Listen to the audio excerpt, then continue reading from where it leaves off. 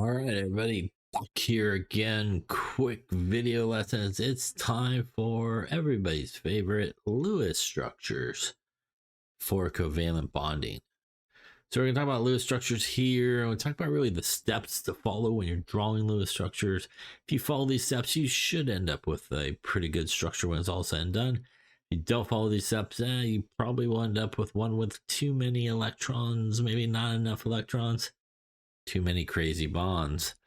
So here are the few steps to follow. First off, you want to think about logically how the structure is put together. You can sort of use a few things to help you out.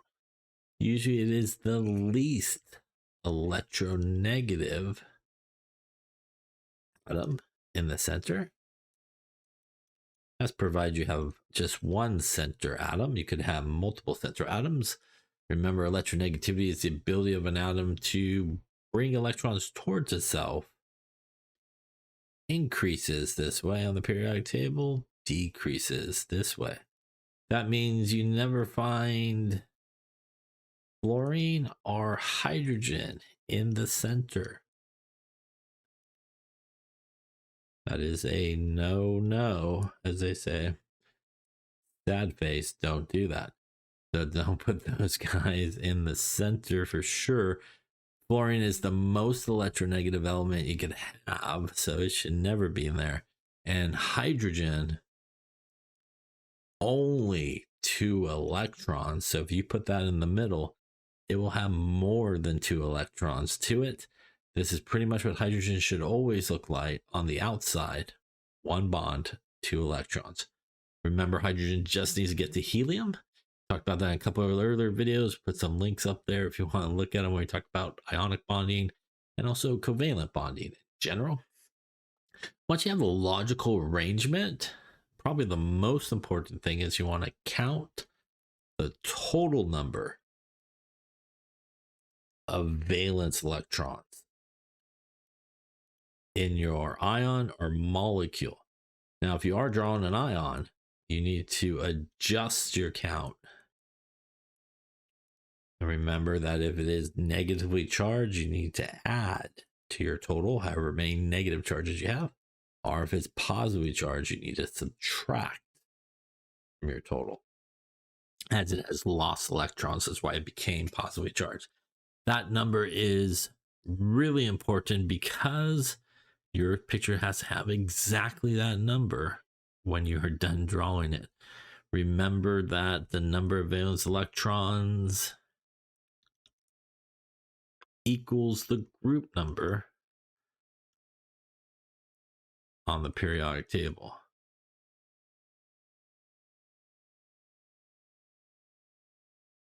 Group 1 has 1, 2, 3, 4, 5, 6, 7, and 8.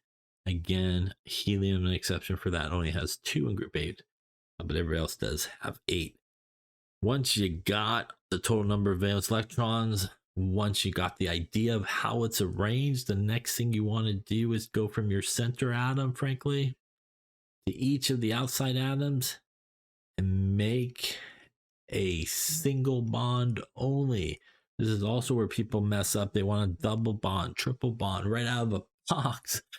You usually don't do that. Probably not a great idea. Start with a single bond. Don't get all fancy with it. And remember, each bond counts as 2 electrons. Any leftover electrons at that point goes on the outside atoms first in pairs. Those are dots, by the way. And then to the center atom. Now, how do I know how many dots I want on everybody? Well, that is the octet rule. Everybody needs 8 electrons and no more than 8 electrons, except for hydrogen, only 2 electrons, which is sometimes referred to as the duet rule. So in this case, you would go like 2, 4, 6, and I already did 8. 2, 4, 6, and I did 8. If at this point you fill up all the outside atoms with 8 electrons and you still have electrons to go from your count from number 2, they then go on the center atom as pairs of electrons. At this point, you should all be out of electrons once you fill up the center guy. If you still have electrons at that point, you probably did something wrong, I would think. Now, once you've done that, the last thing that you need to do is make sure you have 8 valence electrons around everybody. Obviously, except hydrogen should have 2 only. And it's at this point, if you have not met the octet rule for somebody, this is where you want to try to fix that with a double bond. And you want to kind of exhaust all your double bond options. If that doesn't fix it, then you want a triple bond, and that should fix it. Again, if it does not fix it, then something not so good there in your picture. So these are the 4 steps you want to follow, and it should get you to the right answer pretty much most of the time. Are pretty good structure. Let's see how we put these to test here. Let's just look at a couple examples here quickly in this video. And change the little color here. Let's say we want to draw PCl3. So first off, we want to maybe count up the total number of valence electrons. So phosphorus is group number 5 on the periodic table. That means there are 5 valence electrons for phosphorus. There are 3 Cls. Cl is group number 7 on the periodic table. And that gives me 21, and 5 is 26 valence electrons. That number is important because that is the total number of electrons I need to have in my picture. Who should go in the middle? Well, if we look at the periodic table, there's about phosphorus, there's chlorine. They are in the same period, and chlorine is further to the right, which means it's more electronegative. That means my phosphorus should be in the middle. Also, just logically, if you got 1 element and 3 of some other element, probably the 1 element is going to be in the middle. So how do I want to arrange that? I'm going to put the 1 guy in the middle. Just going to kind of arrange my chlorines around. I'm going to actually put the 3rd chlorine on below. You could put it above. It doesn't really matter. It's up to you. Now that I've done that, I'm going to follow my rules. I got the logical arrangement. I got my total number of valence electrons. I'm going to do 1 single bond. I'm going to use lines. You want to use dots, you can. But I'm going to use lines to show bonding electrons. And now I have 2, 4, 6 electrons. Remember, each line represents 2 electrons. And these are bonding electrons. They're involved in a bond. If I take that 6 electrons off my total here, I got 20 more electrons to go. That's going to go on the outside first in pairs till they have 8. So 2, 4, and 6, plus their 2 original, that's 8. 8, 10, 12, that is full now. 14, 16, and 18. At this point, I put on another 18 electrons. I got 2 electrons to go. Everybody on the outside is full of electrons. I then go to the center, and they go on as dots. -2, I'm out of electrons. Last thing I want to check is this a good Lewis structure? Well, if it's a good Lewis structure, I have the total right amount of electrons, and everybody has 8. So let's just highlight it here. 2, 4, 6, and 8. All the chlorines are the same, but just to show it, 2, 4, 6, and 8. And 2, 4, 6, and 8. Now what about our phosphorus? 2, 4, 6, and 8.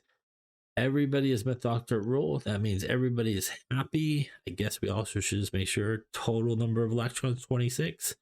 2, 4, 6, 8, 10, 12, 14, 16, 18, 20, 22, 24, and 26 electrons.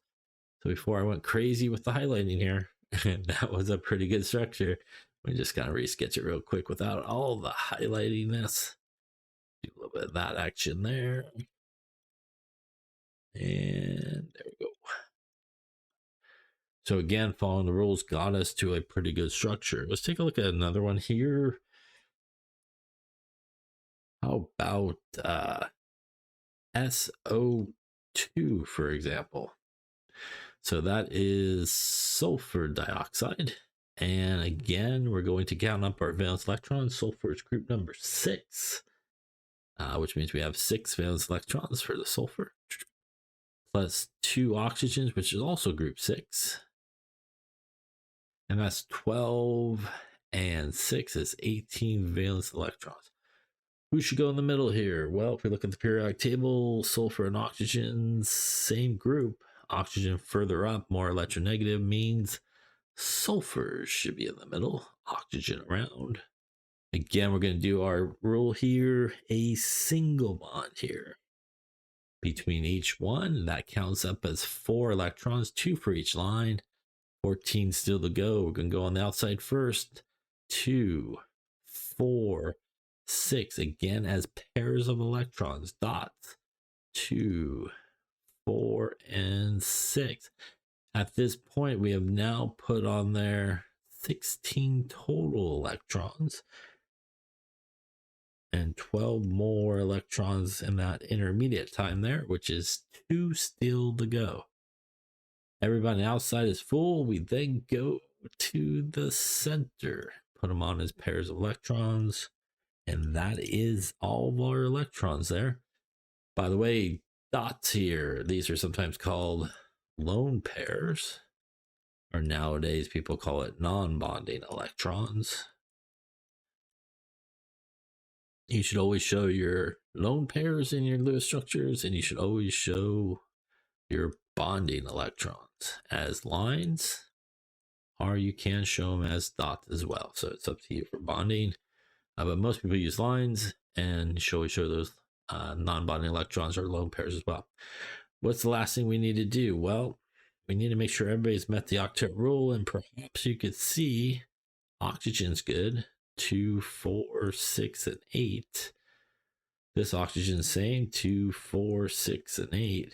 Now, what about my sulfur? 2, 4, and 6. That does not sound like the octet rule, so that doesn't sound like it got to 8.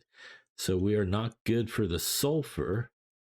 And by the way, if you follow these rules, that's how you get those dots on the sulfur that should be there, by the way. So this is the point where we have not met the octet rule, so we actually want to fix it. Now, you may be thinking to yourself, can I just do this and fix it? The answer is no, because now you have 20 electrons. You get an unhappy face and probably an X on your paper, so you don't want that.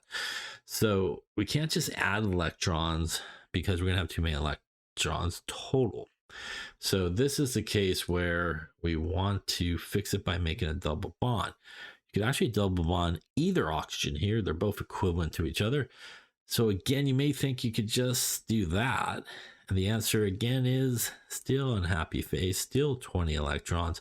And by the way, our oxygen now has way too many electrons. It's got like 10 hanging out there. It doesn't have the same ring as the octet rule.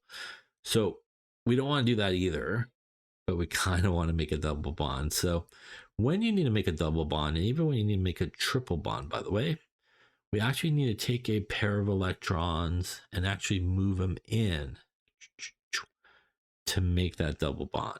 The result of that in this case is we will double bond here on the left. Everything else will stay the same on the right, basically. And now we have a structure that gets a happy face because we still have 18 electrons. Just to show you here, I'll grab a highlighter perhaps. 2, 4, 6, 8, 10, 12, 14, 16, and 18 electrons. Also, everybody now has 8 electrons. So 2, 4, 6, 8 for the oxygen, 2, 4, 6, 8 for the sulfur, 2, 4, 6, 8 for that oxygen. So we have met the octet rule. We didn't go over our number of electrons. And we ended up with this structure once again before I scribbled all over it. That looks something like this, which is our correct structure here. Now, could you double bonded it to the right hand side, to this guy? And the answer is absolutely. It could have done the same thing. It could take a pair of electrons and, you know, brought them in that way and not the other side and not do this side. If you did that, you get this structure here. And maybe I'll just draw it underneath. Double bond would be to the right here. Single bond to the left. And that would have been perfectly fine as well. These two structures are actually related to each other. These are what are known as resonance structures. And resonance structures occur where you have an option like this, where there's more than one place you can make that double bond. You could draw an equally equivalent Lewis structure for it. The reason is those double bond electrons are essentially, just badly draw it here for you, essentially delocalized and moving around. So at any given point in time, they may be over here at this oxygen, but they may be over here at that oxygen. So not one structure is adequate to describe what's going on. Could be looking like this at some point, could be looking at this, or kind of the transition between them. So if you're asked to draw all the resonance structures, you should draw both of these here technically and use that arrow. If you're asked just to draw a Lewis structure, you could pretty much lay up either one of those structures and it should be fine. So when we make a double bond or when we make a triple bond, we do need to bring electrons in to do that.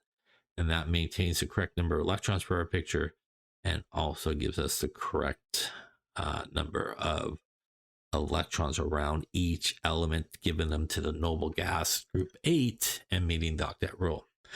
One last one here to finish up on. Say we'll take nitrogen N2, total number of valence electrons 2 times 5, which is nitrogen's group on the periodic table. That is 10 valence electrons. In this particular case, there's actually not a central atom. So you could kind of approach it the same way. We'll just kind of put them side by side. Still going to do our one bond in. That's going to give us 2 electrons. Got 8 more to go. Going to fill up outside first. So 2, 4, 6, and 8 in this case. So now you can probably see pretty easily here, this nitrogen is short, has 4 electrons. This nitrogen is actually okay. It's got 8 electrons. So here we want to try to fix it by making a double bond. So we'll take a pair of electrons, move it in, and now that will double bond between these nitrogens. And if you look at what's happening, well, still 8 here. Good. It got better, got to 6, still an unhappy face, not really 8. In this case, there's no other way to make a double bond. Got to go to triple bond. So triple bond works the same way. We're going to grab another pair of electrons and we're going to bring those guys in. And when we do that, 1, 2, 3, boom, boom, and boom. We have now made a triple bond. We still only have 2, 4, 6, 8, 10 electrons, which is what we need. And everybody is happy in this case. Get rid of these here real quick. If we count up the electrons on each of these nitrogens, 2, 4, 6, 8, and this nitrogen on the left, 2, 4, 6, 8. In this case, it actually takes a triple bond here to make everybody happy and get to 8. And again, I'll redraw it here so you can clearly see it in this case. So we want to count up the total number of valence electrons. We want to start with single bonds from the center to each of the outside. And then we want to make sure everybody gets the electrons in pairs on the outside. And then to the center at the end when it's all said and done. Somebody doesn't meet the octet rule, double bond first, all options. If that doesn't fix it, then it's triple bond. One last one here before we wrap it up here for this quick video. Well, as we had 2 central atoms, there's a different. Let's take a look at nitric acid. Well, The arrangement of nitric acid, you might not know, looks something like this. There's actually a hydrogen attached to one of the oxygens. That's what makes it an acid, by the way. We'll do our same process here. 1 for our hydrogen valence electrons, 5 for our nitrogen, and 3 times 6 for our oxygens, 18, 19, 24 valence electrons. Just going to do the same thing, even though we got 2 central atoms. 1, 2, 3, and 4. Everybody gets a single bond, by the way. All right, well, that is 2, 4, 6, 8. Oh, it's a lot of math there. Perhaps 16 electrons to go. So we're going to go outside in. Do we put anything on the hydrogen? I hope you're saying no, don't do that. We don't want an unhappy face. It has 2. It's done. So we're going to go on the outside here next. So 2, 4, 6, 8, 10, 12. At this point, we put on there 2, 4, 6, 8, 10, 12, 14, 16, 18, 20 total electrons. We have 4 to go from our total. The next outside is actually the oxygen right here. We'll do a 2 and 4. We're out of electrons. Is everybody good here? Hopefully you're shaking your head no as well. In this case, it's not good. It's actually the nitrogen here is the only one that doesn't have 8. Everybody else has 8. Hydrogen's got 2. This oxygen's got 8 electrons. Again, 2, 4, 6, and 8. This oxygen here has 2, 4, 6, and 8. And this oxygen here, 2, 4, 6, and 8. Nitrogen, though, 2, 4, and 6. Not so good. Everybody else has 8. So here the octet rule has not been met. So we need to fix it. I'm just going to erase all my extra numbers here so don't look too crazy. Get in there without erasing the entire structure would be good. Do that, come up and over. Detailed erasing, very impressive. All right, there we go. Perfect. All right, so it's double bond time. So in this case, we could double bond here. We could double bond here. Might not want to double bond there since that's what makes it an acid. So in this case, I'm going to actually just double bond the top. I'm going to take a pair of electrons in to do so. That's going to give us a double bond here. And everything else will remain the same. And now we have 24 electrons and everybody's happy. Nitrogen now has 8. 2, 4, 6, and 8. Oxygen still has 2, 4, 6, and 8. Hydrogen has 2. This oxygen 2, 4, 6, and 8. By the way, you could have Lewis structured, resonance structured by putting a double bond there instead. And you would end up with a double bond over here. Single bond here. And our OH bond here, which makes it an acid. By the way, what makes it an acid, this hydrogen comes off eventually. But that's what makes it an acid. All right, that should wrap it up for this one. I hope it helped. Again, if there's any chemistry topics you want to know about, let me know, and we'll try to get a video out there. Otherwise, thanks again for watching. See you on the next one. Bye-bye.